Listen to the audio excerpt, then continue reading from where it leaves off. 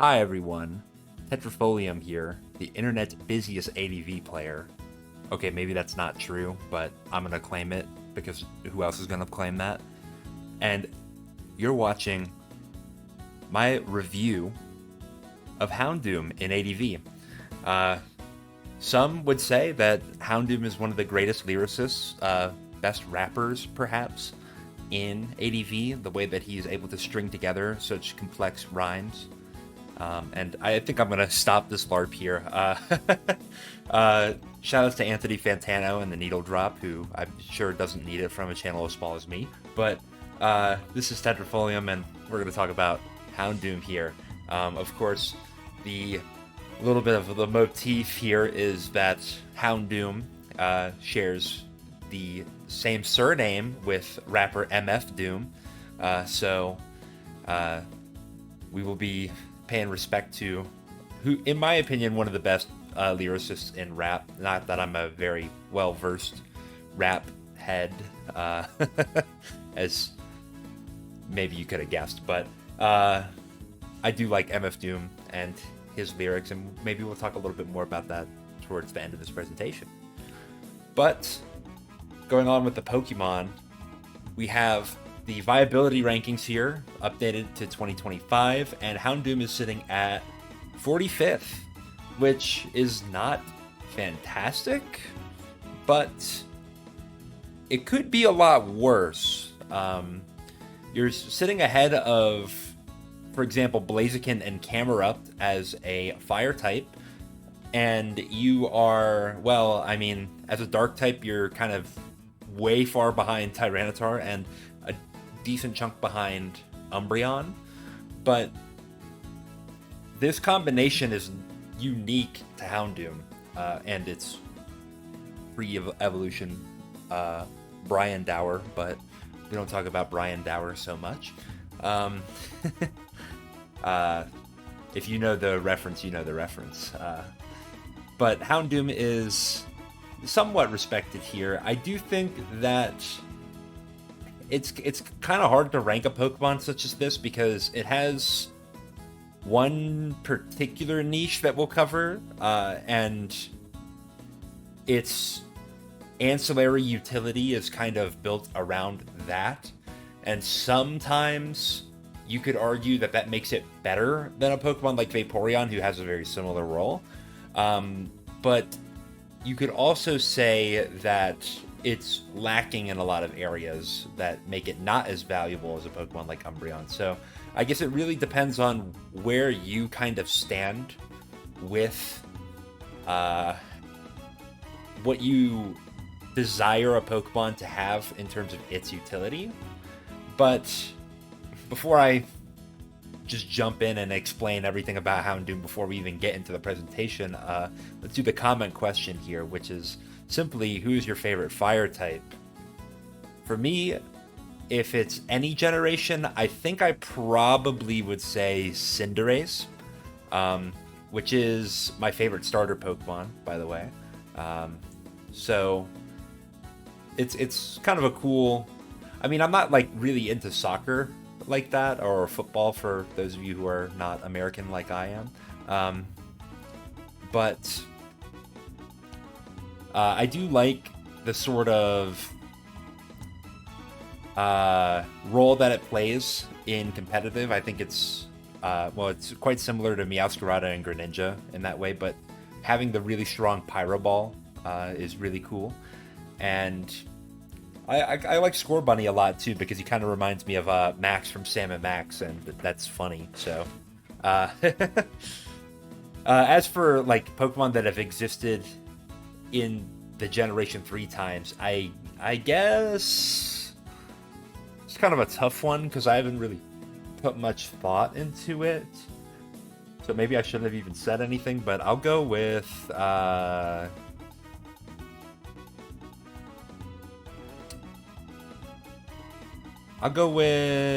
Magmar. Why not? Because he's funny. Pursuit Trapping. So Pursuit, of course, is a dark type move that deals double damage to a Pokemon that is switching out. for those of you who are active on the Smogon forums, you know where the bug reporting thing is. A fellow ADVer, Spreek, who is also an enlightened NPert, so shoutouts to him, put a bug report out that actually Pursuit is calculated incorrectly. I worked with him a little bit and added a little bit of my own, like threw my own 2 cents into there, what I thought maybe might be the issue. It just got addressed right before I recorded this. Not that it's quite fixed yet, I don't think, but to get into the weeds of it a little bit, Pursuit in future generations, I believe it doubles the base power of Pursuit when the Pokemon is switching out. But in Generation 3, it's not quite like that. It literally just doubles the damage, like, after everything is done. What the effect of that is that Pursuit actually does a little bit more damage in Gen 3 than it does in future generations. And I hope that I'm understanding what the moderator said about that correctly. So Pursuit is as strong as it's ever going to be. Think about that in ADV. But Pursuit is such a strong move because it deals with the spin blockers who are the ghost types. The common trappers are going to be, of course, the UUVL and higher ranked dark types in Tyranitar, Umbreon, and Houndoom.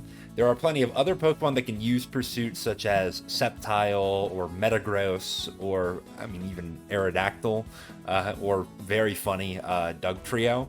But none of those Pokemon really hit quite as hard with their Pursuit as these stab-boosted Pokemon, which I guess kind of makes sense, right? Stab boost is a really big deal, 1.5 times. But they also have other sort of issues that are holding them back. I mean, not necessarily Metagross, because it's just a really good Pokemon in general, but Metagross would rather commit its move slot to a much more damaging option or a better coverage option. But, I mean, Pursuit Metagross has been used, of course. But we'll focus on these 3. Just keep in mind that these are not the only 3. And here are all the ghost types here. Sableye is laughing there because he is not weak to dark thanks to his secondary dark type. So he kind of gets to escape Pursuit a little bit easier, although not so easy because Sableye does not have a fantastic special defense stat. Not that, I mean, other than like Dusclops, any of them have fantastic special defense stats, but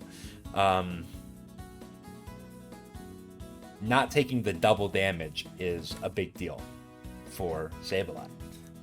Now, there are plenty of other things that make Sableye not quite as popular as other Pokemon that are featured here. And if you want to know more about that, then you should watch my Baby Gronk situation video. I know that sounds like gibberish to many of you who have not watched it yet, but it'll make sense, I promise. But the Pursuit trappers here, because Pursuit is a Dark-type move, and because ADV classifies all Dark-type moves as special attacks, it's important to look at the special attack of all these Pokemon. And Houndoom, fortunately, has the highest special attack stat of all of the Dark-type Pokemon. I think just period. I think it is the strongest Dark-type Pokemon by special attack. That's not going to hold for every generation. I think this is the last generation where it gets such a distinction. But having a stronger Pursuit than even Tyranitar is kind of a big deal. And Umbreon, of course, is bringing up the rear with a mere 60. But Umbreon has a lot more defensive capabilities that make it quite popular. If you want to know more about it, in fact, you can check out my Umbreon video. I should probably do like the info card things in the top right corner, but I'm too lazy to do such a thing. So I won't be doing that. Houndoom has the strongest Pursuit in the game, so it should be the best at eliminating ghost types, right? Well, There are some pros, of course. This calc here is really, really important. 25% chance to outright one-shot a switching Gengar. This is assuming that you have a modest Houndoom, which, to be fair, Houndoom does like to invest in its speed, and it's not so clear-cut that you should be modest or you should be timid. I do think that many people favor a timid Houndoom because, like, it's got a great speed stat of 95 that can allow it to outpace all of the base 100s that are not investing in a plus speed nature. But there is also the sort of coincidence that's kind of nice for Houndoom that if it runs maximum EVs in special attack without the plus nature, it is just a tiny bit stronger than a fully invested Tyranitar, which is what everything is kind of that cares about pursuit is kind of investing for anyway. So Houndoom, like, kind of takes Tyranitar's sort of attacking benchmark without sacrificing the speed. But you can go even further beyond, which allows you to oftentimes get this kill on Gengar as it's switching out. For that reason, a lot of times Gengar doesn't tend to switch out from Houndoom, which kind of sounds crazy, but like the Gengar player understands that if they're switching, they're probably losing their Gengar.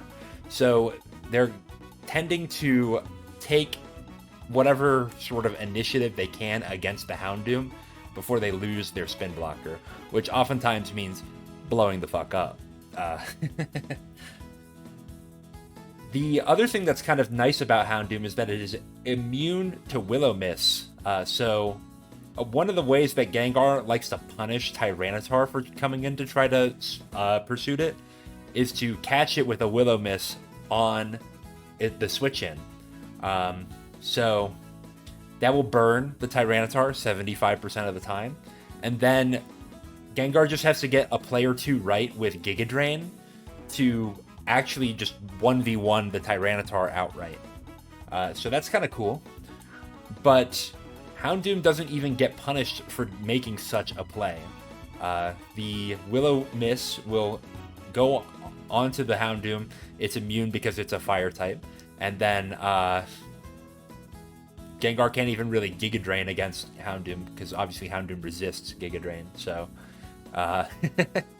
any sort of Gengar that's over-teched for beating a pursuing Tyranitar is going to really struggle into Houndoom. The strongest typical coverage that you'll see from Gengar to hit Houndoom is Thunderbolt, but that will fail to 2-hit KO with not so much investment from the Houndoom.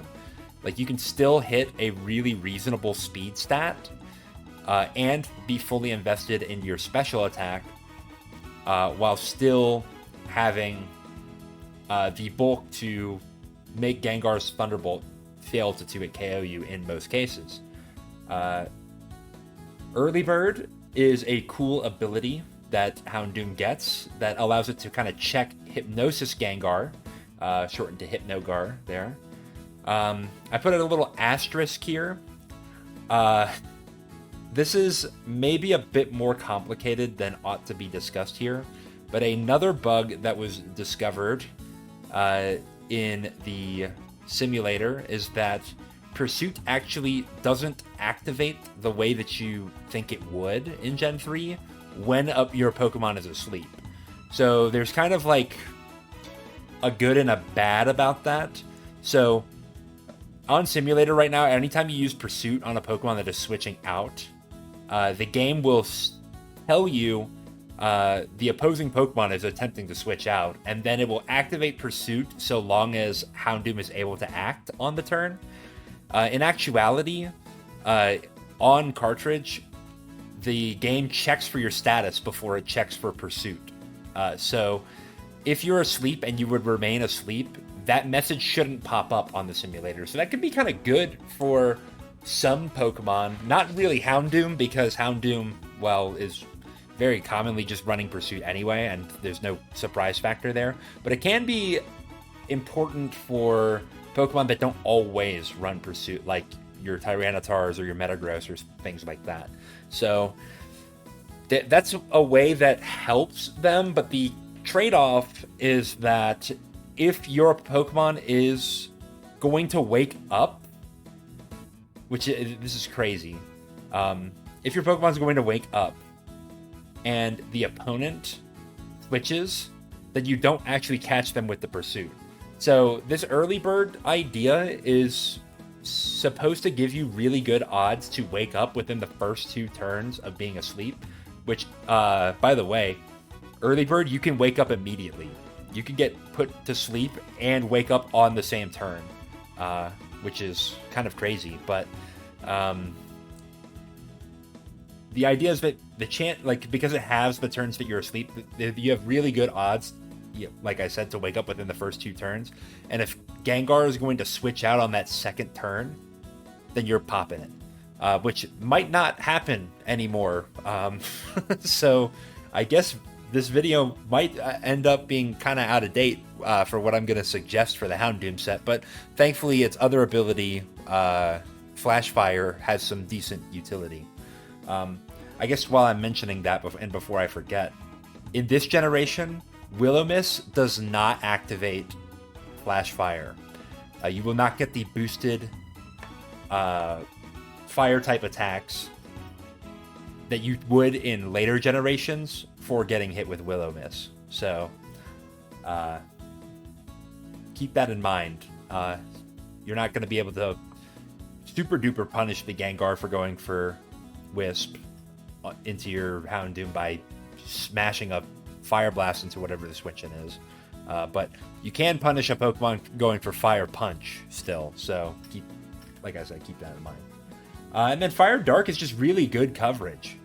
Like one of the types that Dark has a tough time hitting is Steel, but Fire hits that for super effective. And both are special attacks, so you can benefit from a Pokemon that is really highly teched into its special attacks, such as Houndoom. So all of that seems like Houndoom would be a really good Pokemon, but there are some cons, of course. Houndoom's probably its biggest issue is its poor defensive profile. That is the root of a lot of the problems that you see for this Pokemon. So 75 HP, 50 defense, and 80 special defense is kind of abysmal, especially when you're not investing into it. Especially that 50 defense. You're liable to get destroyed on switch-in by any sort of move that could be thrown out. And even special attackers that are hitting primarily on your better special defense oftentimes cover or use Brick Break as coverage. Say, like, for example, your mixed Tyranitar or your mixed Salamence. Not that I'm saying that Houndoom is a particularly great switch into those Pokemon regardless, but getting hit with a coverage Brick Breaking, like being on the verge of death for a move that's supposed to not be that strong, is kind of a damning weakness for Houndoom. Another thing that kind of sucks for Houndoom is it's got pretty limited options for dealing with special walls. Blissey, Snorlax, Milotic here. Milotic is not traditionally considered to be a special wall, but the bulky waters in particular give Houndoom some trouble. Same sort of problems that you'll see with Charizard or Moltres, where yes, they may have super effective hidden power to hit them, but it's not doing enough damage to outpace their recover healing for the most part. Houndoom has, I guess, a little bit of a better matchup into Starmie by virtue of the fact that it has Pursuit and or Crunch to hit it with. But, like, you still don't have a fantastic defensive profile to handle such a thing. I mean, you're pretty similar on the special side to Charizard, and we all know that Charizard doesn't live Surfs that easily. And a Houndoom has to take Spikes damage as well. So that's kind of a big deal. Speaking of not being a flying type coming back to bite you, Dugtrio is a massive pain in the ass for Houndoom. Almost every Dugtrio set is going to outspeed the fastest Houndoom can ever hope to go. So it's a very, very easy revenge kill for the Dugtrio player to just come in, pop your whole Houndoom, and then you're kind of out of that Pokemon. Now, if you can get some value out of the Houndoom prior to that, like you burned something or you successfully pursuit trapped and killed something, then that might be acceptable. But like compared to Tyranitar, who has a similar issue, although has the bulk in a lot of cases to survive an earthquake from Dugtrio,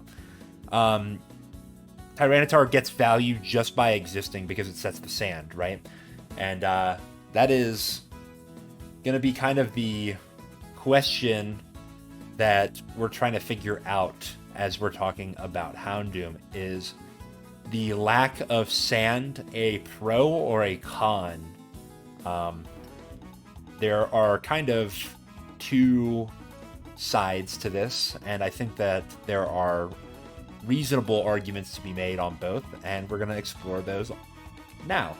So Houndoom's competition with Tyranitar, which, I mean, we can kind of argue about how much these two are actually competing for a slot on a team, but when it comes to the pursuit trapping role, both of them can perform it, and you don't tend to need two pursuit trappers on a team. So if you're looking for a pursuiter and you've come down to, should I use Houndoom or should I use Tyranitar? This is kind of going to be the discussion that's going to help you to decide that, perhaps. So Houndoom's inability to set a permanent sandstorm is both a blessing and a curse. So it's a blessing in the sense that it allows Houndoom to work well on weather clear strategies that are designed to open up sand weak wind conditions. Or we could put more generally, it helps you defensively because it means that your Pokemon who are not sand weak do not have to worry about taking sandstorm damage throughout the game. So Snorlax is a very common partner with Houndoom for this reason, because Houndoom is a Pokemon that removes Gengar, which is a Pokemon that Snorlax does not like to handle in a lot of cases, especially when you're going to drop Shadow Ball.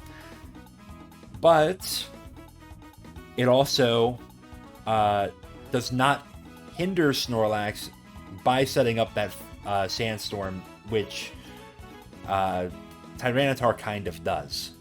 So, yeah.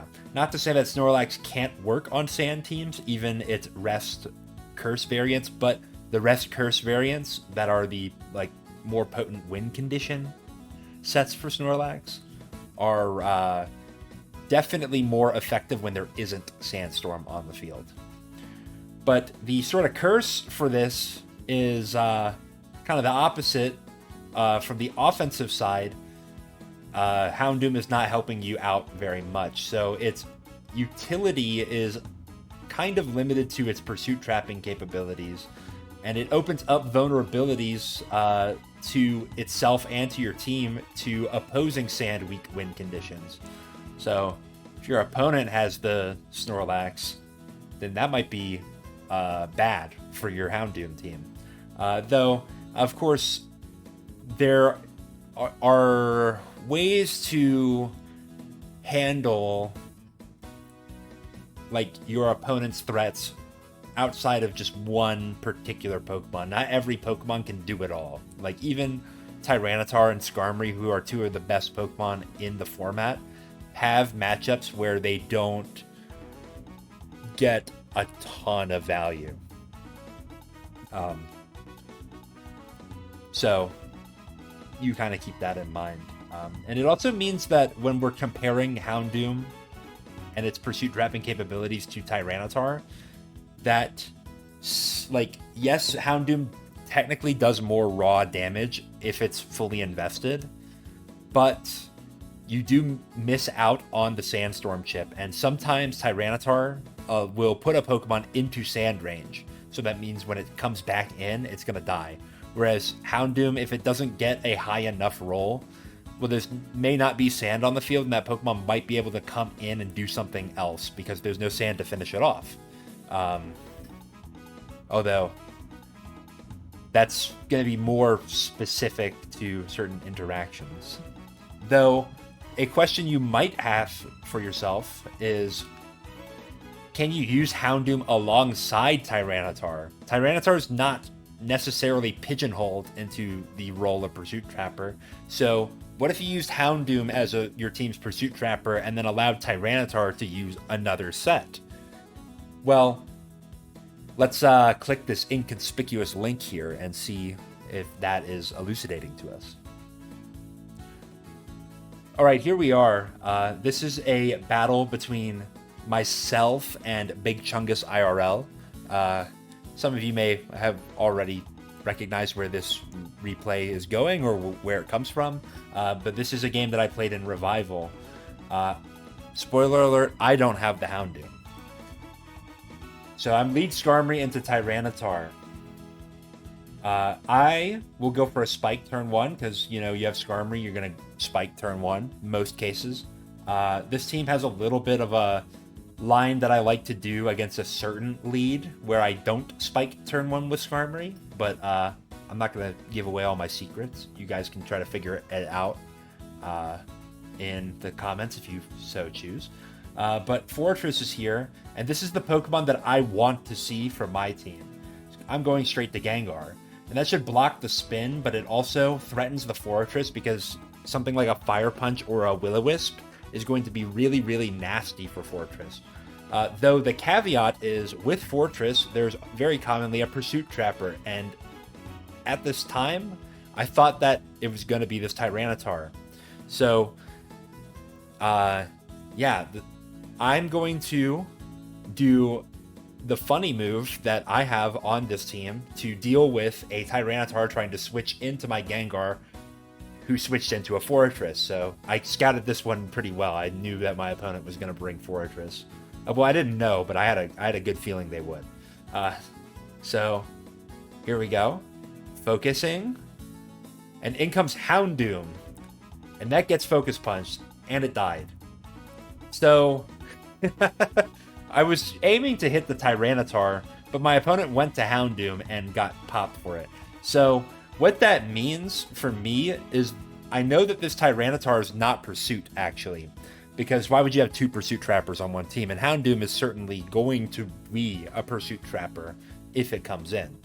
And that's why when Tyranitar is here, I'm just going to stay in with the Gengar and click Wisp, because I'm pretty sure this thing doesn't have Crunch either. And it goes for a Rock Slide and gets a critical hit, which is a little bit unfortunate. Makes that burn not as consequential, at least on that turn, but it is going to help me out a lot in this game. So you can see maybe where the value in having Houndoom plus Tyranitar is, in that this Tyranitar can act as like a win condition. I think it's DD. But I'm not going to play the rest of this out. I do end up winning this game because I got a very, very strong start with my Gengar here. But yeah, you can see maybe where you would like to have that sort of flexibility, where this Tyranitar can be a win condition for you, like the Dragon Dance and break through your team and all that, but you still have Houndoom to be the pursuit support for your spinner in Fortress. Though you also see where that kind of backfires on you, because Tyranitar and Houndoom have a lot of shared weaknesses in things like fighting and ground, those being the 2 big ones. A lot of times, things that are designed to hit Tyranitar will also hit the Houndoom very well. So Houndoom doesn't help you out very much on the defensive side for this team, and we'll skip it through a few turns. I think this turn was really funny to me as well. Will-O-Wisp the Fortress as it goes for the 3rd layer. That doesn't matter because I only have 2 grounded Pokemon on this team. One of them is Blissey, the other one is Dugtrio. but I don't really have much else to do on this turn, so I click Focus Punch as this Tyranitar switches in, and I pop both the Dark types with Focus Punch in this game. So, pat myself on the back. I'm going to continue to do so because this is just one of my favorite replays that I've ever had. But yeah, we'll go back to the presentation. All right, so Houndoom has some other good matchups, though. In particular, it's really good into the Pixies, who are Jirachi and Celebi.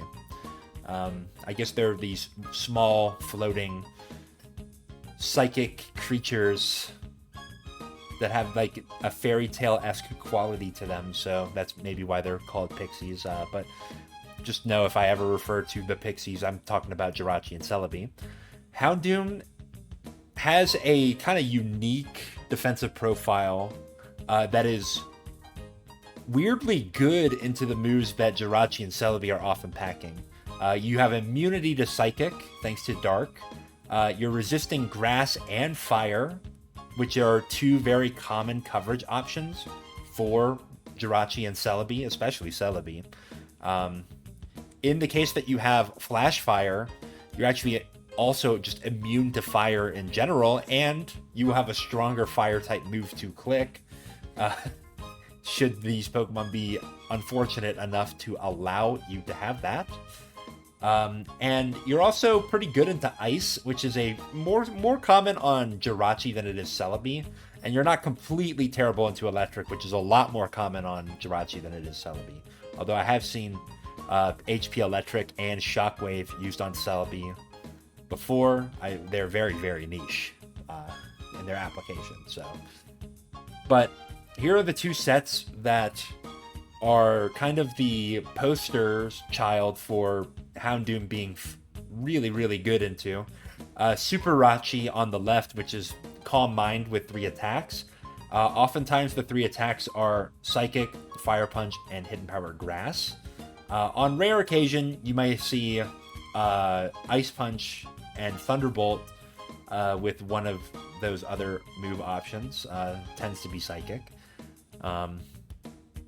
And in slightly less rare options, you'll see Jirachi with like Wish or Substitute using Bolt Beam coverage and Ice Punch and Thunderbolt. But the variant that has these primary options, Houndoom is just completely beating. Even if Jirachi has a Calm Mind boost already set up, Houndoom can go for a Will-O-Wisp, which is going to cut into Jirachi's healing, and Jirachi's gonna need to get up to like plus like 5 or 6 for Hidden Power Grass, which is the only move that is guaranteed that can hit the Houndoom to even be doing significant enough damage. And you can just fire off your flamethrowers or your fire blasts into this Jirachi. Even if you're not doing tons of damage due to the Spadef raises, you're going to break through the Jirachi quite easily. On the right, we have Celebi. This is sometimes called Super Celebi, but I guess that doesn't roll off the tongue quite as well as Super Rachi, so it's a less commonly stated name for this set. But Calm Mind, 3 attacks, same sort of concept. You have the same basic coverage as Jirachi does, Psychic, of course. Instead of HP Grass, you have Giga Drain, and instead of Fire Punch, you have HP Fire. But all that being said is just it's just a slightly worse version of Jirachi. Well, I guess not really, because you get the stab on Giga Drain, but Giga Drain has a lot less flexibility in terms of its PP. So it's not great either. So yeah, Houndoom is just destroying those two, which is lovely if you're a hater of those Pokemon, which I know that a lot of people do hate those Pokemon. Me personally, they're just like my least favorite. Like I just you have to twist my arm to use them, and I would never even consider making one of these Pokemon the mascot of my channel because it's my favorite or anything.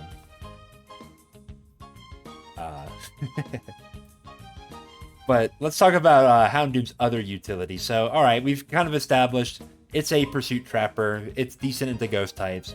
It has some good matchups into the psychic Pokemon, particularly Jirachi and Celebi. But what else can it do? Like, is that... Because that alone is not necessarily enough to justify your utility. Because, you know, Pokemon like Tyranitar and Umbreon kind of are decent enough in those roles and have their own sort of strengths. But we have Will-O-Wisp here, which is a fantastic move despite its low accuracy. Being able to burn an opponent, especially in this generation, is just devastating. Why do I say that?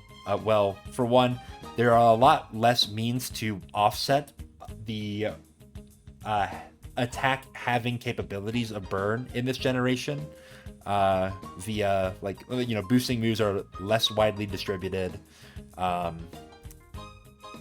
Choice Band is somewhat common, but not super duper common. You don't have other boosting items like Life Orb and such to offset. So, yeah, Will-O-Wisp can just decimate physical attackers. Also, in this generation, Burn does 12.5% per turn rather than the 6.25% that we're familiar with in generations 7 and onwards. So it's a really good tool for making progress against all the leftover spam that's in this tier, and then really, really good into the Pokemon that are Sand weak as well, because Sand is going to offset their leftovers healing. They're taking the full 12.5% per turn. So they've got 8 turns to really do anything, which can spell disaster for a lot of Pokemon. And then finally, another really good thing for Will-O-Wisp is the prevalence of Steel types. So a lot of Pokemon can use Toxic as a means of making progress against all of those non-Steel Pokemon. Can put them on a timer, as we say. But Steel types, of course, are immune to being poisoned. So how do you put them on a timer? How do you, like, and trust me when I say it's really important to put things like Skarmory and Metagross and Jirachi, who can sit around for many turns in a game and be a big thorn in your side. Putting those on a timer is really, really important. So Will-O-Wisp is really your only means of doing such a thing. So keep that in mind. I want to note this Pokedex entry from Pokemon Gold that says, if you are burned by the flames of Houndoom, when it shoots it out of its mouth, the pain will never go away. Yeah, that's like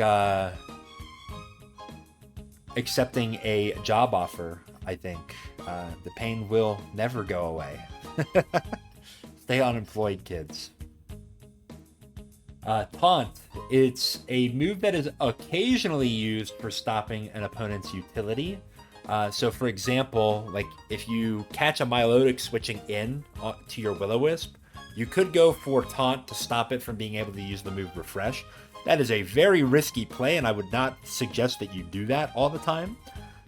But, like, there are other cases maybe where a Taunt could be warranted. Like, for example, if you catch, say, a Blissey switching in. Blissey has some similar issues as the Pixies in terms of hitting Houndoom, where it's often relying on Ice Beam and Thunderbolt coverage, or Fire coverage, which not that helpful for Houndoom, or Seismic Toss, which is, I mean, of all the moves that can be clicked into Houndoom, it's not terrible, but it's not like a super duper strong one either, not taking advantage of Houndoom's low defenses.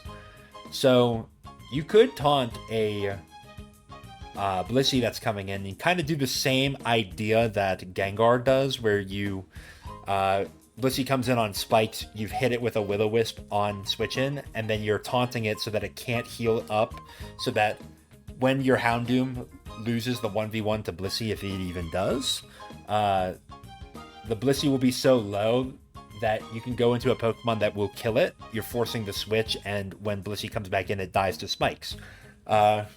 that is a kind of long-winded way to say that Taunt is decent sometimes into defensive Pokemon. A move that functions kind of similarly is Snatch, where Snatch, it's lays a trap, and if your opponent uses certain moves, they're all status moves, you will steal that move from them. So they won't be able to use it, and you'll be able to use it for yourself. One such example is Soft Boiled.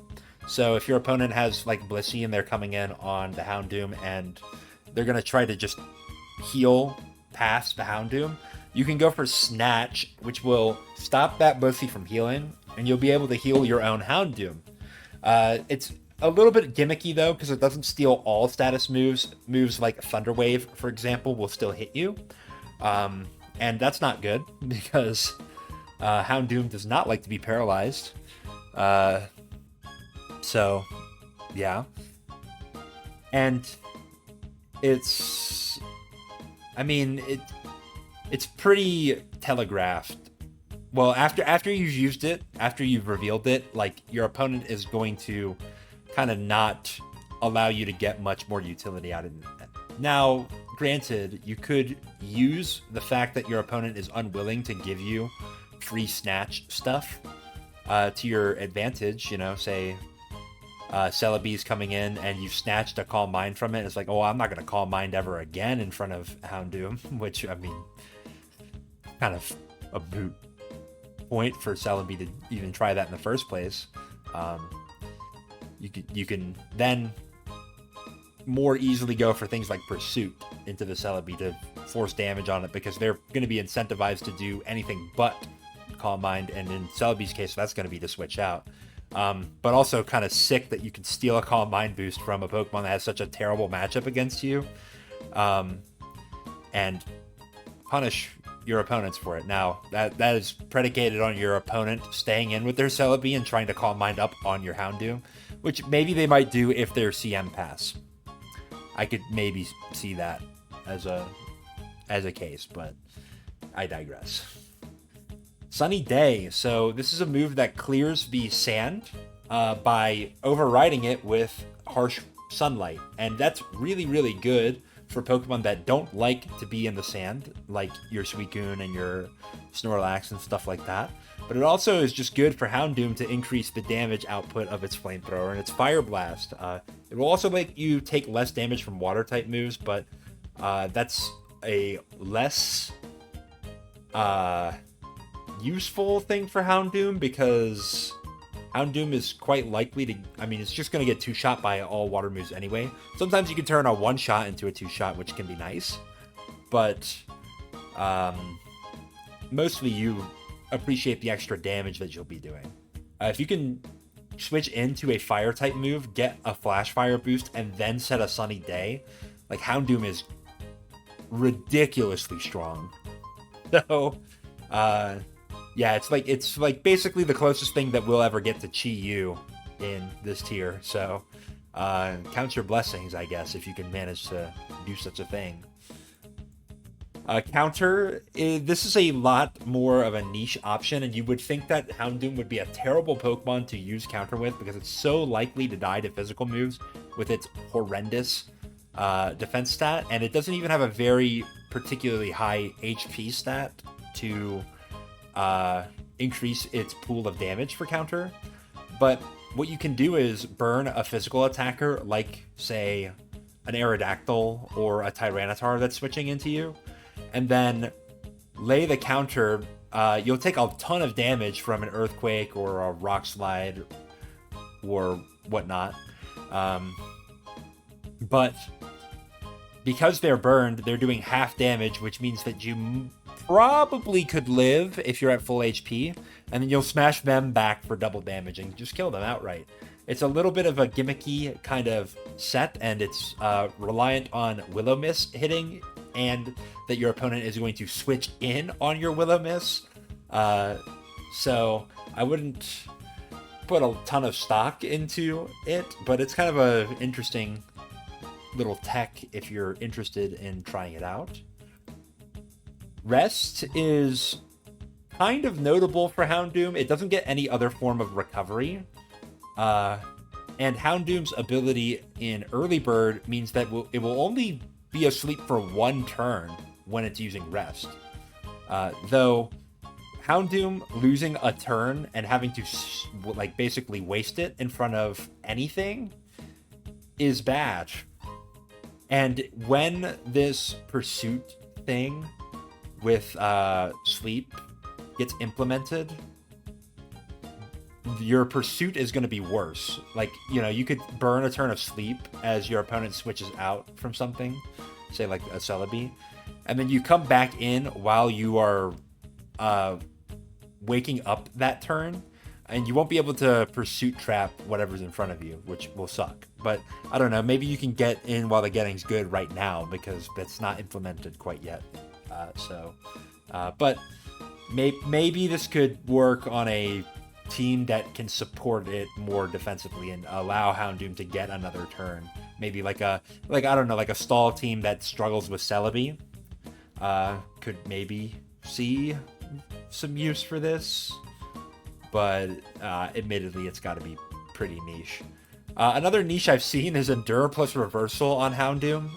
Almost every Pokemon gets Endure, which is not that impressive, but not almost every Pokemon gets Reversal. And Houndoom, well, it doesn't have a great attacking stat to use Reversal with. I think it's like maybe base 90, so that's not completely terrible, but not as strong as like the fighting types that you expect to be using Reversal, or like Scizor, who has a base 130 attack stat. But like Houndoom already synergizes so well with Weather Clear that you put it on a team that clears the weather, Endure down to your Berry. You might even be able to get away with Lychee Berry, since Houndoom is fast enough to maybe get away with not having Salac. And then you're firing off a 200 base power move off of a decent attack stat and potentially boosted. So all that being said, it can be an interesting way to flip momentum in a battle. And a lot of Pokemon that think they have a good matchup on Houndoom, like Tyranitar, like Aerodactyl, maybe, don't want to get Reversal swept. In that case, you'll have to use Salac if you're trying to handle Aerodactyl, but I digress. Are there any other moves that I'm missing from Houndoom's set here? I think Toxic is sometimes suggested, although I think Will-O-Wisp is just better. So I don't know if I would deviate too much from that. I don't know. Comment down below if there are other moves that you think Houndoom is cool when it uses. But here's the Smogon set for Houndoom. It's just this Pursuit Trapper, Pursuit, Fire move, Coverage move, Will-O-Wisp, basically. Some will argue that you could drop Pursuit for Crunch, since Gengar is almost never going to switch out versus a Houndoom for fear of getting Pursuit trapped anyway. I think that there's some legs to stand on with this argument. Like, you know, since Gengar is just kind of incentivized to stay in because it's not getting anything really for getting suited out, and is quite likely to put itself in a lethal situation if it does so, then you just stay in and crunch to hit the Gengar anyway. And then there are even some cases where Gengar will just blow up because that's the best thing it can do. It's saying, at least I'll go 1-for-1 with the Houndoom, and then I can try to preserve spikes or limit certain Pokemon in another way.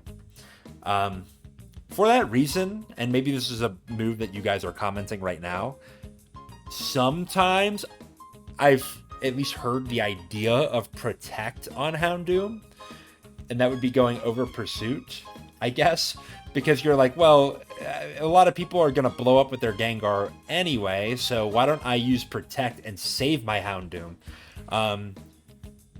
It's an interesting thought.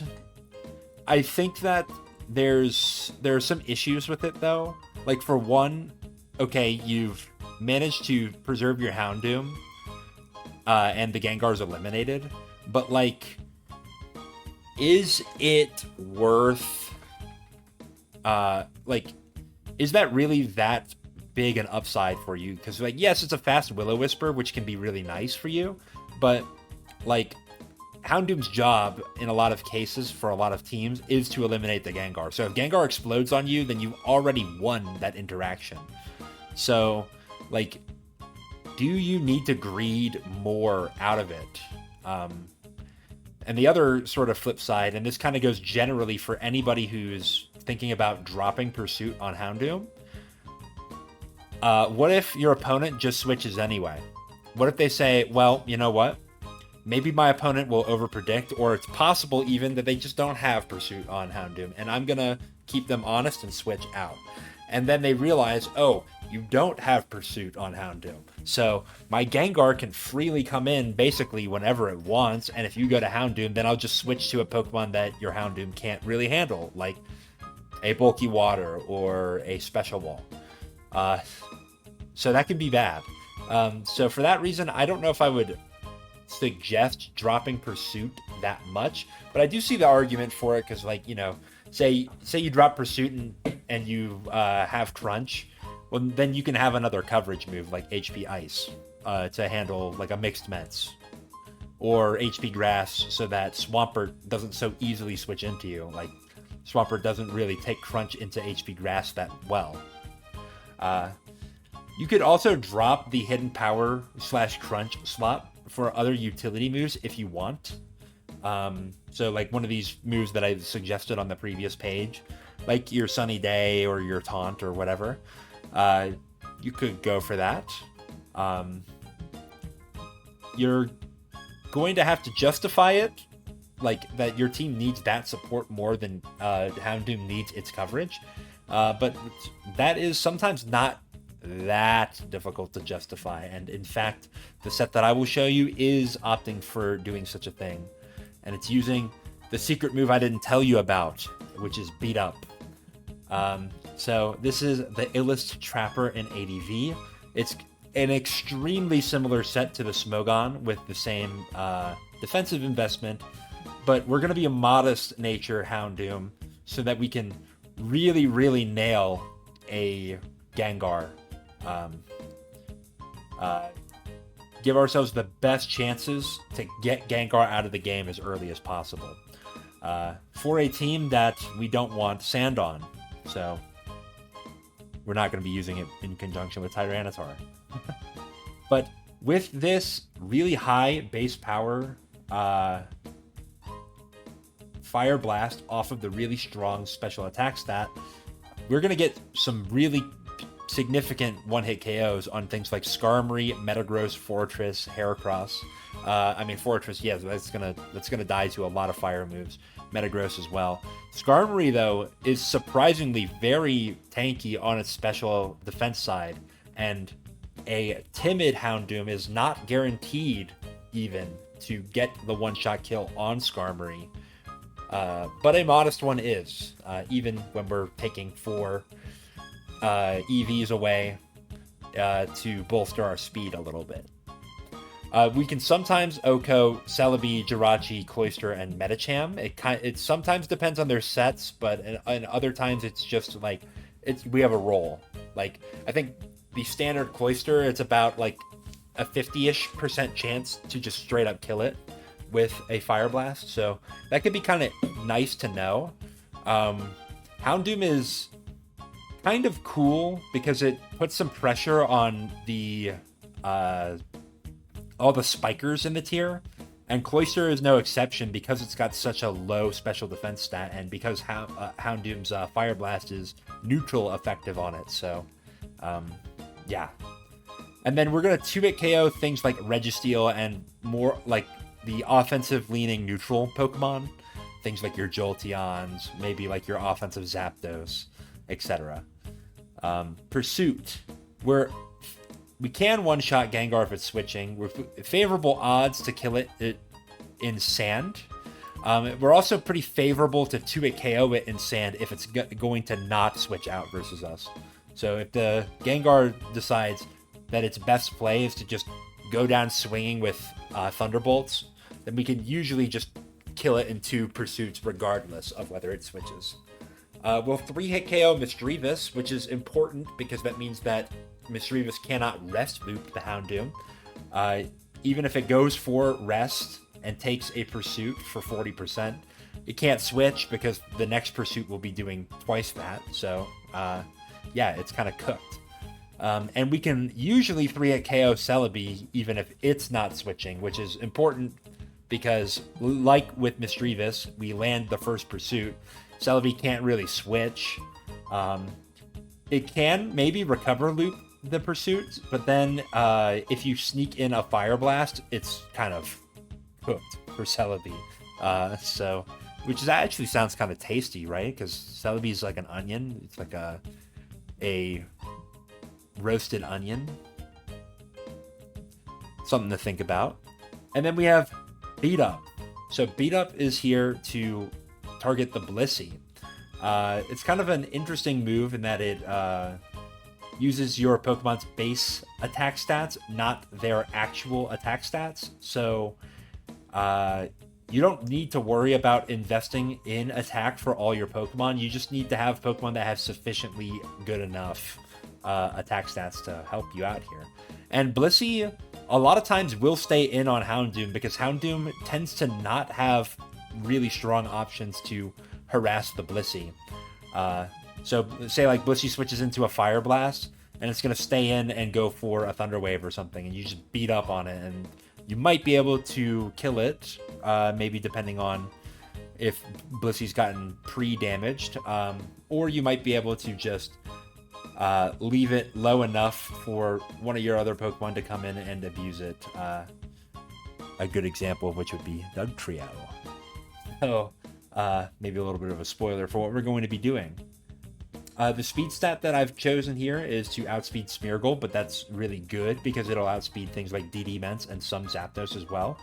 Outspeeding DD Ments is really nice for a Pokemon that has Will-O-Wisp, so that's important to note. And then Zapdos, these like mixed Zapdos, which is not running a lot of defensive investment, you can get easy 2-hit KOs on it, or these like mid-rangey Zapdos that have like HP, Spatak, and speed investment, you can abuse them as well. Maybe you get a fast Will-O-Wisp off on them to limit them later in the game. And then things like Adamant Heracross and Brelumen's the like, you will outspeed those as well. So here is the team. This is adapted from a team that I saw McMegan use. I'm calling it Rapfish Canisius because, one, it's got that MF Doom reference, and two, because this team is kind of fishy. What do I mean by fishy? I mean that it's trying to significantly improve a narrow set of matchups. In this case, you are trying to abuse sort of these Skarm-Gar teams for like easy matchups for your Snorlax to win, and then for matchups where you don't have to deal with Skarmory or Gengar, then hopefully Snorlax on its own is powerful enough to muscle through and win. But there are definitely some matchups where this team is just going to struggle. One such case would be like Rock Spam, where you have to deal with Aerodactyl on top of Tyranitar. We have plenty of tools to muscle through a Tyranitar if we position ourselves well, despite the fact that we don't have a super duper great Tyranitar counter in something like Swampert, for example. But like the Tyranitar breaking this team for an Aerodactyl to sweep can be really, really dangerous for us. So yeah, this team's not super duper consistent, but it's kind of funny. You have triple Trapper on this team. We have lead Milotic, which will hopefully stop a lead DD Tyranitar from just winning the game on the spot. But, hacks may vary. If they DD and then they flinch your Milotic and then flinch it again / crit it. then you are in trouble. Though we do have Claydol with quite significant defense investment and Dugtrio, which can outspeed an Adamant Tyranitar to handle that situation if it gets hairy. But, you know, any sort of DD sweeper with Rock Slide can kind of just ruin your day if you don't have a super duper solid counter to it. Magneton is here, but it's a lot bulkier than your typical Magneton variant, so don't expect that you will OHKO Skarmory. Now, you can OHKO some Skarmory, and the Skarmory in question is YOLO Skarm, but that's not a very common Skarm set, so I wouldn't... don't game plan for Magneton to beat the Skarm in one shot. But you do want to use Magneton to handle the Skarmory because our Snorlax does not have fantastic moves to deal with it. And, you know, being able to get significant damage on the Skarmory and then make it scared to stay in is also important. But the reason why we're opting for a more defensive Magneton than what you would typically see is to give us a little bit more into matchups like Zapdos, and sometimes Jirachi and Gengar. Now, we do have Houndoom, which can handle the Gengar and the Jirachi in some cases pretty well. But, you know, sometimes things go awry and Houndoom is not able to find a good switch-in to those Pokemon. So Magneton is here to kind of bolster that. And then I think Bulky Mag kind of pairs decently well with Claydol because it can switch into a lot of these grass or ice type moves that would want to hit Claydol, or like, you know, some of the water types who can't one-shot this Magneton because it's got a little bit more HP investment, threaten those out as well. So kind of an interesting thing for this team. If you're going to do a Magneton set like this, you have to support it very well, and by that I mean you pretty much have to have Claydol on the team, or a spinner of some kind. So like don't just splash this Magneton onto any old team. So yeah. Adamant Doug is here to slam Tyranitar and Celebi, who are two Pokemon that kind of harass our late game Snorlax. We don't want to deal with them. Note that Adamant Dugtrio is still not even enough to one-shot a lot of Tyranitar sets, so you will need to be careful if you are primarily using Dugtrio as your way to stop Tyranitar. In particular, bulky DD Tyranitar is a nightmare because it can live this Dugtrio Earthquake and then get to +2, and if Tyranitar gets to +2, your last line of defense is a full health Milotic, not getting flinched or crit. And if that happens to you, you just have to forfeit. Like, there's basically nothing you can... Well, I mean, Snorlax might be able to live a hit, but, like, it's very dire from that position, so, yeah. We have a really weird Claydol set that has a lot of speed and a lot of defense investment. That's kind of to help us against Aerodactyl, as well as compress the roll for spinning. It's really strange. That's all I'll say. And you could maybe play around. I have Rock Slide coverage on Claydol. You could go maybe for Ice Beam if you want a little bit more efficacy into things like Salamence, mostly, which is a Pokemon that can sometimes give Snorlax trouble in an endgame. Although we do have Milotic, which is a relatively solid check to the Salamence sets that we tend to see. But, you know, Ice Beam definitely has its place on Claydol. And we don't have Psychic, so that could maybe come back to bite us when Gengar is in the way.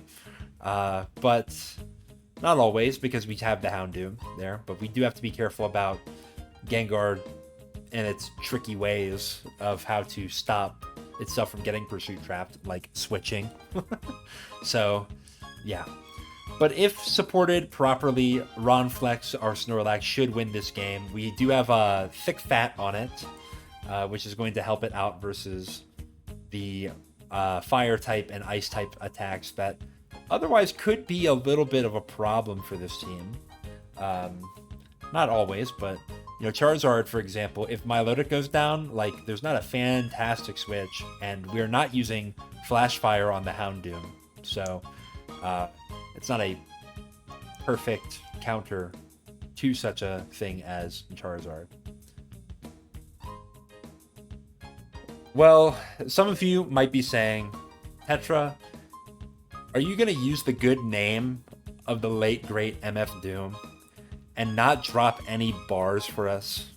And, you know, it's kind of crazy of you to even suggest such a thing, because I'm not a rapper. Like, I've never rapped or sung or anything for this channel, so I don't see why you would even expect that such a thing would happen. But you know what? For you who just commented that, I've got something for you.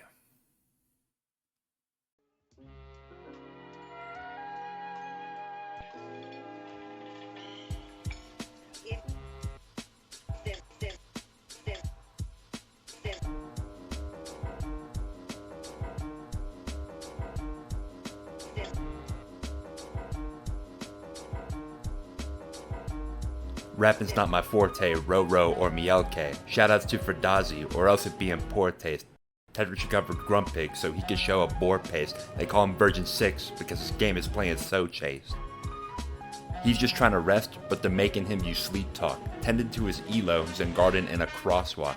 Disrupt the grains of sand like he activated airlock. Trying to endgame into arrow, but he don't quite resist rock. Zeds thinks he's being funny with the unsubscribe from Tetra, but Tetra's making money while he's playing the extra. Call him pussy, call him lame, call him ADV point Dexter. Put your x-ray in the mirror, see a hematocopometra. If haters make him famous, then he's living in infamy. Your whisper just used uproar, but you're calling that a symphony? Think a little harder, you'll come to an epiphany. To make a little progress, you gotta humor villainy.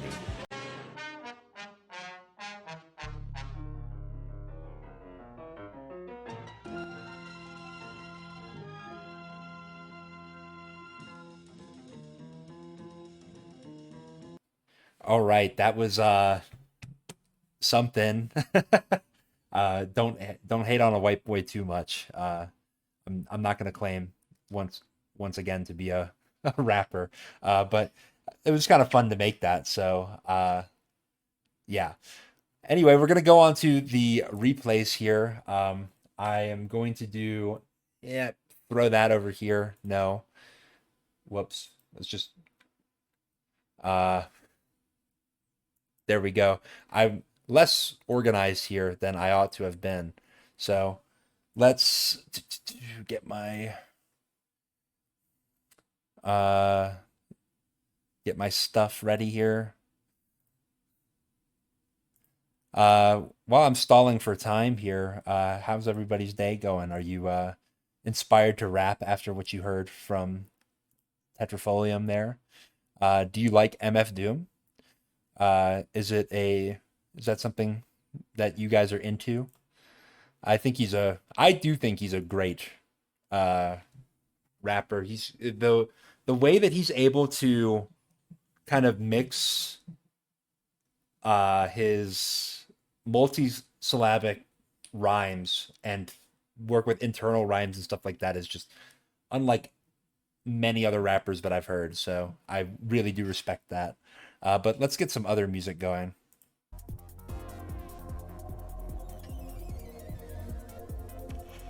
All right. So let's go with this replay first. So here we are versus White Man Moccasins. I'm not going to read into that name too much. I might be problematic, I don't know. But let's get into this. So I'm playing on the Agency Pyramids alt today. Milotic is in. I'm going to Surf versus a turn 1 Tyranitar. The scariest thing that can happen with this team, as I kind of alluded to earlier, is Tyranitar getting to +2 Dragon Dances.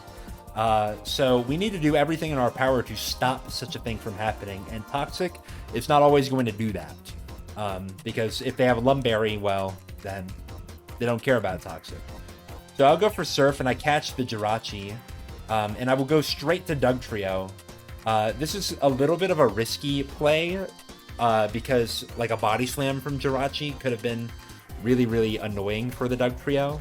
But I figured if it was coming in on Milotic, it's either going to Calm Mind up to click electric moves into it, or it's going to Toxic it, and I'd managed to get that read right. So Dugtrio's in. Adamant Dugtrio versus a specially defensive invested Jirachi is going to just pop it, and that is the case. Here comes Skarmory to be a sort of punish to our Dugtrio, but then we can go to Magneton, and now my opponent's probably like, Jesus Christ, this guy's just got everything, doesn't he? But this is what happens a lot of times with Magneton versus Skarm teams. They'll go for Roar immediately. As for whether you should Spike or Roar, given that you're going to live the Magneton's Thunderbolt, it's really a team-dependent question and a game state-dependent question. There are some times where you will have matchups where getting the second Spike is way more important than the Skarmory being alive. In the case versus my team, it I think is actually better for the Skarmory to Roar, because I have Claydol to spin the 2 spikes away anyway. And Skarmory can abuse things like the Dugtrio or the Claydol staying in to get some more value later in the game. So Dugtrio obviously cannot do much to the Skarmory, but I kind of figured that my opponent's going to switch, so I go for a Sunny Day. This is going to mean that they have to go to Tyranitar at some point soon. I'll switch my Milotic into their Flygon and then just recover off the critical hit damage there. So that's kind of nice for us. And then we'll reveal the Ronflex. We're going to coax one of Tyranitar or Skarmory in. And if I was a real god gamer, I would have went to Dugtrio there, but I predict wrong and get my Magneton in instead. That's kind of fine, though, because with the team revealed, this looks like Superman to me with the 5 that we've seen. So this Tyranitar is not very likely to be a DD Tyranitar. So if I get the play wrong and don't manage to put immediate pressure on the Tyranitar with Dugtrio, I still have Milotic as a fairly safe switch in, and we can get a Toxic off. There we go. Now Zapdos, this is probably a specially defensive rest Zapdos. It's going to be forced to rest eventually, which is going to give us some free turns. I'm going to go to Magneton here, who takes only 33% from Zapdos, so it's proving itself to be a pretty decent counter to Zapdos. And if I was a god gamer, once again, I would have went for a Toxic there on Flygon. Instead, Flygon's going to Toxic me. That's not good. Well, Claydol is here, going to spin, and they reveal Lastmon Gengar, which is very, very common on these sort of Superman teams. I'm not going to go immediately to Houndoom because it's too obvious that my opponent is going to switch the Gengar out there. So I'm instead going to go to Dugtrio. Maybe I catch Tyranitar, and if not, then I can at least set the sun, lose my Dugtrio, and reset my momentum. It's not the end of the world to lose Dugtrio before Tyranitar is dealt with, because the Magneton also has Sunny Day on it. But it's still not even necessarily the end of the world if I lose the Magneton. As long as I'm able to put Snorlax in a position where it can stall out anything in the sand, it's not completely lost for me if I fail to clear the sand. So Claydol is here as my opponent switches to Tyranitar. Given that they went for Fire Blast, and given that this team structure really likes a Pursuit Trapper to handle opposing Gengar, I think that my opponent's probably just going to stay in and take damage on my Claydol. So I'm going to stay in and Earthquake them, and I get a critical hit, which is very fortunate for me. They're going to choose to save their Tyranitar as I go for a spin with my Claydol, and it will die to Toxic. But now Houndoom is here, and it should have been all caps when I spell the man's name as a homage to MF Doom, but I didn't think about that until afterwards, which sucks. Pursuit coming down here. My opponent refuses to switch, but went for a Destiny Bond, and that was kind of perfect for me because Destiny Bond, I didn't do quite enough damage to kill the Gengar outright because it didn't switch. But that also meant that Destiny Bond activated as Tyranitar, as Gengar was dying to sand damage, which means that my Houndoom won't actually die to the Destiny Bond. So it's kind of the perfect amount of investment to deal with these special defensive Gengars who are using crap like Destiny Bond to punish pursuiters. That means I can just fire off a Fire Blast here into the Zapdos, and Zapdos will take the kill on my Houndoom, but it's pretty low. And I can go to Magneton, who should be outspeeding this Zapdos, and I just make a God Gamer play and Toxic as my opponent switches to Flygon. Now, this Zapdos, it may have saved itself temporarily to get a rest, but getting the Toxic on Flygon means that Flygon is not going to be a problem for my Snorlax in the future. Which, I mean, it never really was going to be a problem. It would have to crit its Earthquakes, but limiting my opponent's amount of turns to be able to do such a thing is really, really good for me. My Milotic can kind of just sit in and be a fat water, which is, I mean, exactly what you want a Milotic for.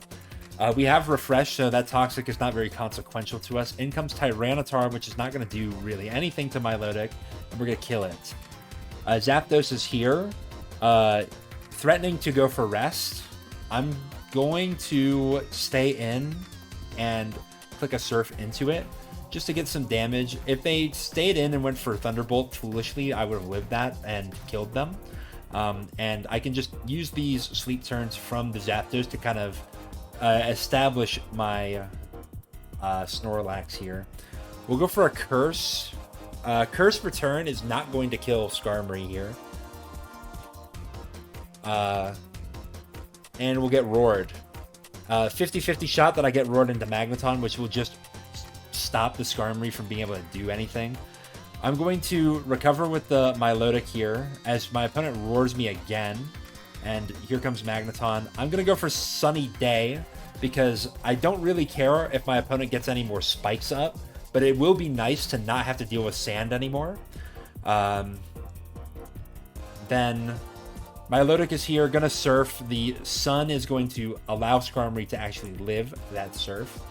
Kind of a 50-50 here. If I went to Magneton, I could have stopped the third layer. But if I went to Magneton and they went for Spike instead of Protect, then they would have got the third layer anyway.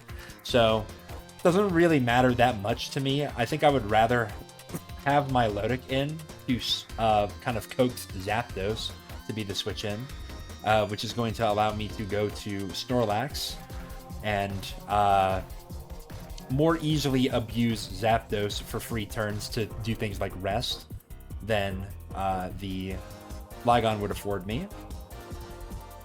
So that's fine. I will go for a Toxic on the way out with Magneton. That's going to force the Zapdos to rest again eventually, which means that Snorlax will have free turns to go for Curse. I'm going to go into my Milotic, one, to kind of dissuade this Flygon from coming in, and two, to sack down to Last Mon Snorlax, so that Zapdos cannot roar me out.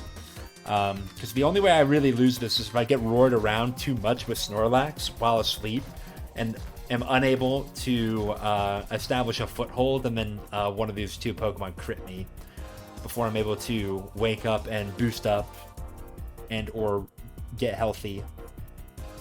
Rock Slide coming down there for not very much damage, and kind of just going for a flinch there. I feel like it's better for you to just play for a crit, especially when I have a boost like this, because like the flinch from Rock Slide is only going to be doing but so much, and my opponent is just going to forfeit there because they kind of see the writing on the wall. Now they could have tried to play for a crit, but I digress. They don't get there. Let's go with this replay next. CF Mafia 124. Gamer I keep seeing on the ladder a lot. I think they end up in my videos quite a bit, so shout outs to them, I guess. Milotic, Tyranitar, classic. And this is what I'm talking about here, is that sometimes these Tyranitar will be just go for the turn 1 DD, and then my opponent's actually going to double edge rather than Rock Slide, so I guess maybe they really cannot deal with Milotic. And they need to force damage on it, and they can't afford to miss a Rock Slide in order to do so. Although, if I was my opponent and you're going to DD turn 1 versus Milotic, then you better be clicking Rock Slide afterwards, because you already risked a lot to get there. So, might as well just, like, keep riding and see what happens. But my opponent's going to go to Celebi, who is horrible into Houndoom, as we talked about earlier. And yeah, now they're forced to go to Swampert. So they look like they're playing a slop team here. And I managed to burn the Swampert as it switches into my Fire Blast. That is going to neutralize an Endeavor Swampert really badly. It means that my Milotic can come in and just kind of spam recover until the Swampert dies to burn. So, yeah. My opponent goes for a critical hit with Hydro Pump, doesn't get it. And, yeah. We're just going to recover loop until this Swampert is dead. My opponent's going to break off this sort of losing endeavor, pun certainly intended there, to go to Registeel, and I'm going to go to Magneton, who catches a Toxic. Very cool. I'm going to Sunny Day to eliminate the sand first. I don't need Magneton necessarily to outright kill the Registeel, because I have the whole Doug Trio in the back to finish it off. I kind of realize now that with the sun up, I probably should be going for HP Fire. That would do a little bit more damage. But Thunderbolt does have the chance to parry, which can be a little bit more liberating for me and what to do afterwards. But don't quite get it, so I'm just going to take the kill with Doug Trio. Typically, with Slop, you would see that as an entry point for Salamence. And Salamence kind of has a good matchup here when it gets a free DD into my team. I think probably what I would have done is went to Claydol and threatened to boom. Then, you know, kind of force that Salamence out.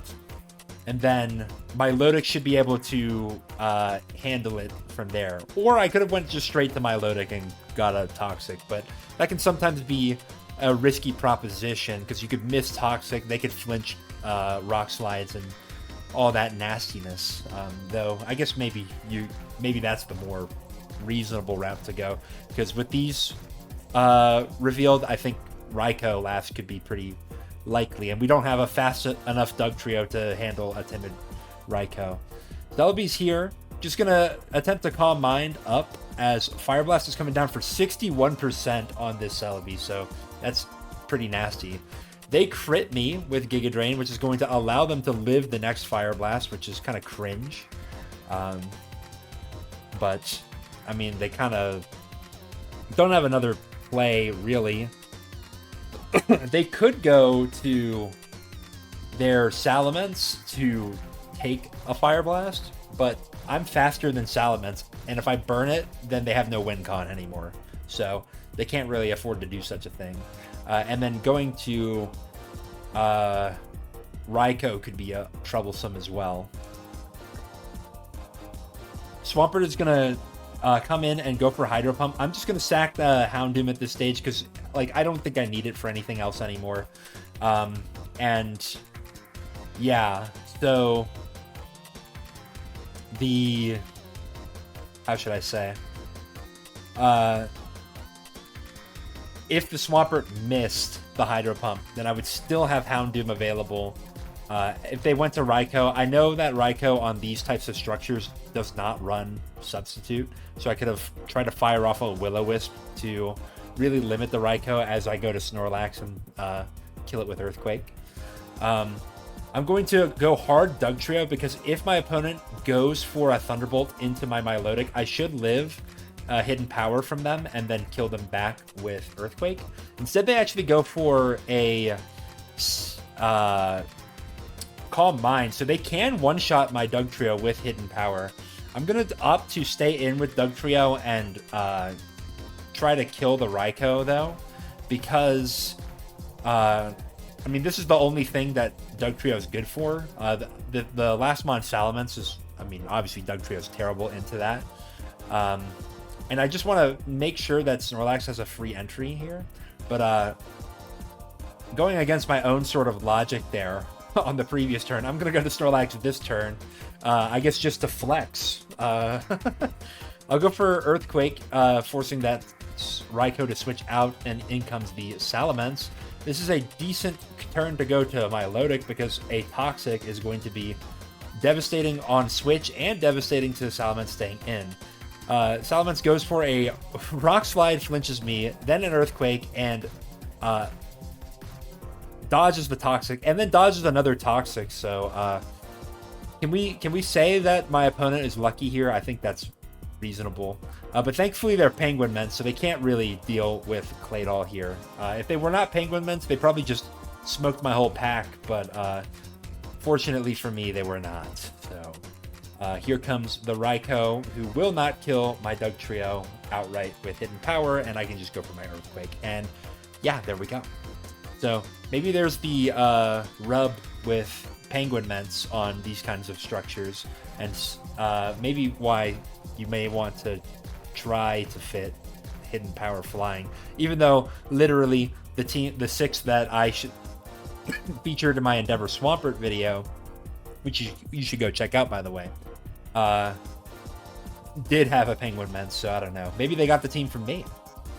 Maybe they are a Tetrafolium watcher and they're just shy about saying so in the comments. All right, you want to see that cool piece of tech that you don't see on every Houndoom work. I know it to be true, so let's get into this. Here's Zinkerton, who I can't prove it, but I think this might be the SPL player Zink. And if that's the case, then I'm playing an SPL player, everyone. So if I beat them, remember that for the next SPL.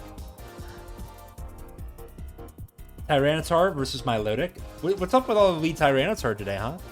I say they have a cool avatar. They don't respond back to me. I'm getting ghosted here. Not in the cheating Pokemon way, but in the not as cool loser way. I'm going to go to Claydol, predicting a Thunderbolt here. My opponent is not super duper incentivized to stay in with the Blissey because I could just boom them. But in order to avoid the boom, they're going to go to Fortress. And Fortress has a horrible matchup into Houndoom. So I can go for Will-O-Wisp here. And I catch the Blissey switching in. And I'm going to assume that my opponent is going to take this opportunity to try to soft boiled. So I'm going to beat up. Critical hit there. That's big. Another critical hit. That's also big. I don't know if it really mattered that much to have crit those two. I mean, it definitely helped. I'm not going to lie. But I think I might have killed the Blissey either way. And my opponent's just going to forfeit the game from that position, which I feel like is pretty early. I mean, maybe they knew what my team had in store and that they had a horrible matchup into it. But yeah, we'll take the clip and move on with our day. So, last game, let me switch the perspectives. Beehole, which is a kind of funny username, not gonna lie. You don't know Beehole, but many of the real ones do know Beehole. And what we know about Beehole is that Beehole never runs Blissey or Skarmory.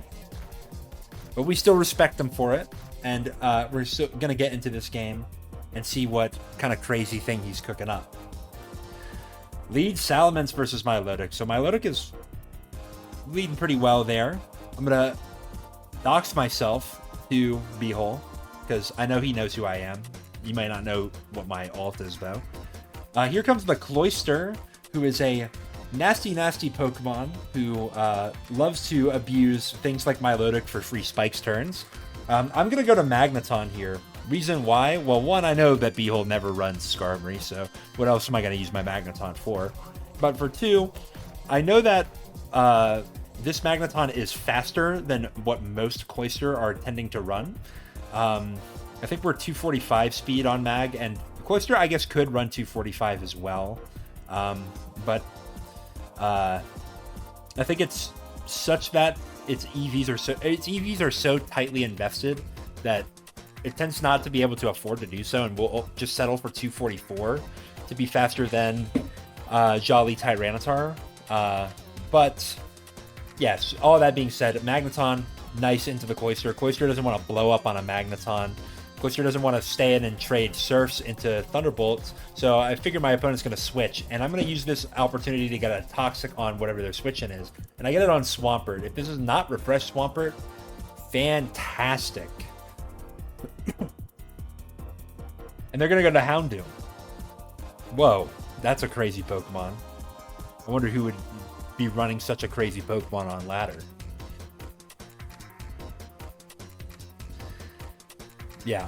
Well, anyway, we're going to go back to Magneton. Yes, we're giving up spikes to the Cloyster, but Cloyster is taking chip damage and losing in the long run here, as I do have a nice spinner in the back that we'll get to eventually. No need to rush it, though. Here comes Jolteon, who is going to now allow the nice spinner to come in. And my opponent could have a Gengar, maybe, as their last, but that would be a pretty... how should I say?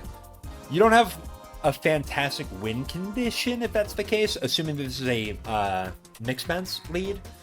And you also don't have a fantastic defensive core in that case. So I feel like you can't really afford to be Gengar last on this structure. If you were gonna have Gengar, it would be over the Houndoom slot. So, yeah. I figure it's pretty safe to go for a spin there, and if not, well, there's no sand up. The two spikes do suck, but I can get my Houndoom in to handle the Gengar, which would have been funny. But now we can get our Magneton in versus Cloyster, who only takes 50% from his Surf, so Cloyster's not even a kill if it stays in, which is fantastic. We'll just take the Thunderbolt. Jolteon will be switching out, going to Cloyster. I don't want to get boomed on, so I'm going to go to Magneton. Bars. A spike is going up. That's fine. I'm going to Toxic the Jolteon now. Now this Magneton, what has it done this game? It has Toxic Swampert. It is Toxic Jolteon. And it has really, really limited this Cloyster's ability to get to 3 layers. And the Cloyster is just taking toxic damage every time. So this team doesn't even have a Steel type, let alone a Skarmory. And look at how much value the Magneton is getting. So there are some matchups where Magneton can do a lot for you, and the fact that you have leftovers and some bulk is like really, really good at enabling Magneton to function in that role. So those of you who are skeptical of this Magneton set before, I hope this is showing that Magneton maybe can do a little more than you bargained for. I am just going to Thunderbolt there because, I mean, the Jolteon's already basically at full health, so like I don't really care about giving it Volt Absorb stuff back.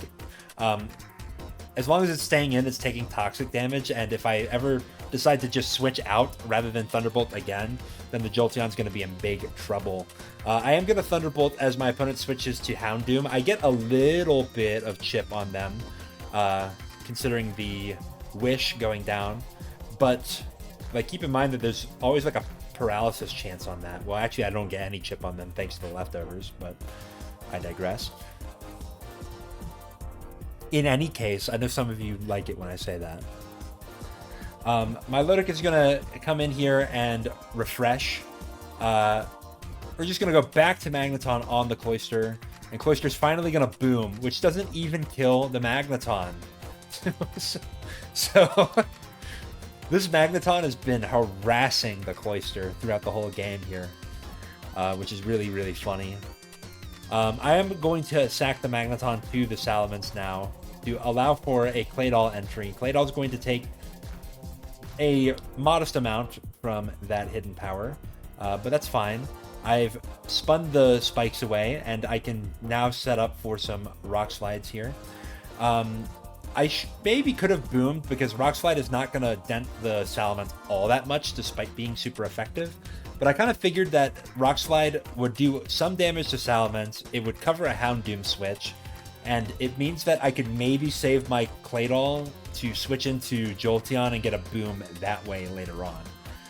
So that could be nice. Rather than go for that right away, I'm going to go to Snorlax, because I mean, it'd be too obvious to hidden power there, especially if you have hidden power grass. And then we finally see a Tyranitar come in. Return coming down for not a ton of damage, but enough that Dugtrio can come in and maybe be nasty to the Tyranitar. My opponent goes for a Dragon Dance, which is scary, and I go for Earthquake and I don't get the kill, and that's also scary. Now Milotic is going to need to dodge a flinch or a crit, and we do so. So actually well navigated here. Now I don't have any of my weather clearers anymore, but we have dealt with Tyranitar, we have dealt with Cloyster and gotten rid of all of its spikes, and my opponent is basically down to special attackers at this stage. So despite the fact that Sand is remaining up, Snorlax still looks really, really well poised to win this endgame. Against the Salamence, rather than lose my Milotic, because I feel like Milotic can still be useful for Houndoom and Swampert, and I can get a recover on Swampert, I think, depending on how I set this up. I'm going to go to this Houndoom here, which is gonna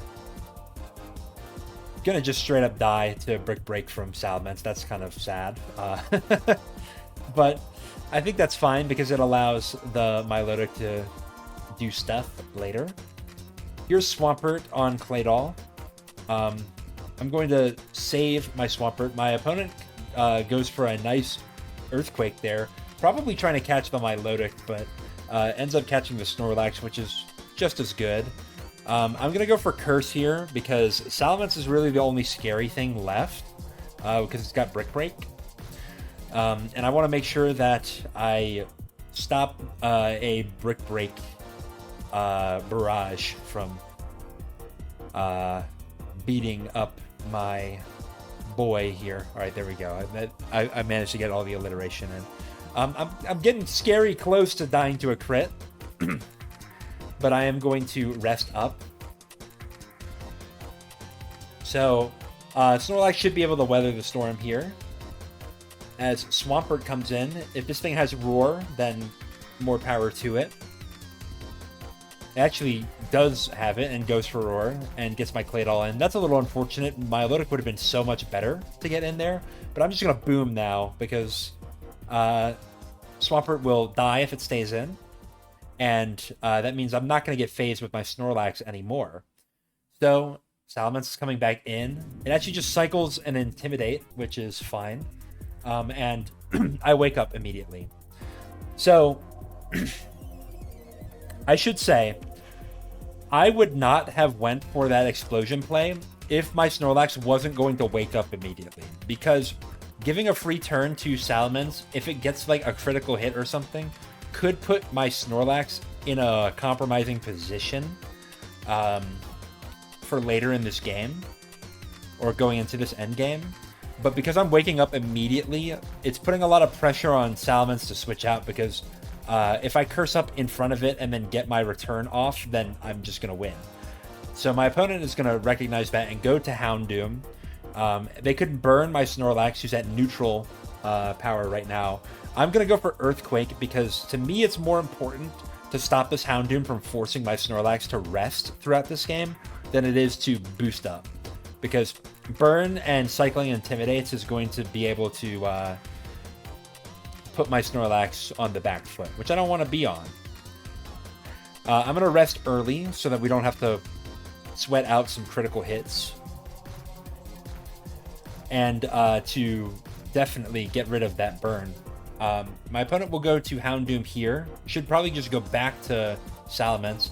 But Fire Blast and Thick Fat is showing its power here. Gonna stay in and Fire Blast again. My opponent cannot reapply the burn because my Snorlax will be waking up after the Will-O-Wisp would go off, so I can get an easy kill on the Houndoom there. And at this stage, I can just kind of curse and rest and be a big nuisance for the Salamence. I don't even need to get very many curse boosts up. I just need to get damage into Salamence because Sand will eventually kill it off. And if my opponent is going to be very stubborn about it, then I can sack the Milotic, reset the attack lowering on my Ronflex, and then eventually just win the game that way. Or I could even be an asshole and just PP stall. And which I don't know if we do. I don't think we can stall enough PP for Milotic to find a safe entry anymore. But yeah, Snorlax was going to win that end game in the vast majority of cases, unless I got like crit 3 times in a row. But shout outs to Beehole, cool member of the community. And I hope you get to watch this. With that being said, that is going to be it for this video. I know it's a little bit later in the week than it ought to have been, but, you know, rapping isn't trivial. So that takes a little bit of time. And I've been pretty busy with doing tournament sets. I will probably be uploading some Iron Mugulus coverage to this channel. Hopefully I can get some of that stuff out before the tournament is over. I will see if I can get some people to help me commentate, but I think for the first one, I'm just gonna bang it out myself. I will say it is a lot easier to edit commentaries where I'm the only person commentating, because that means that I only have to worry about my audio and not my co-commentator's audio, which like even if their audio comes through like perfectly fine, sometimes I like to cut out when we're talking over each other so that it's a better viewing experience for all of you. I don't have to do that. I could just BKC it up and upload the video as is, but you know, I have a little higher standard now. Now that I'm a big YouTuber with 1,300 subscribers. But no, I really appreciate everybody who's coming through for that, and I hope that I can repay you by making some good content here. So thanks for watching. Have fun with this team, acknowledging that it is very limited and has some really terrible matchups. So don't expect to go too crazy with it, but it is a cool little team and funny little fish for tournament sets. So once again, thanks for watching, and we'll see you for whatever my next video is.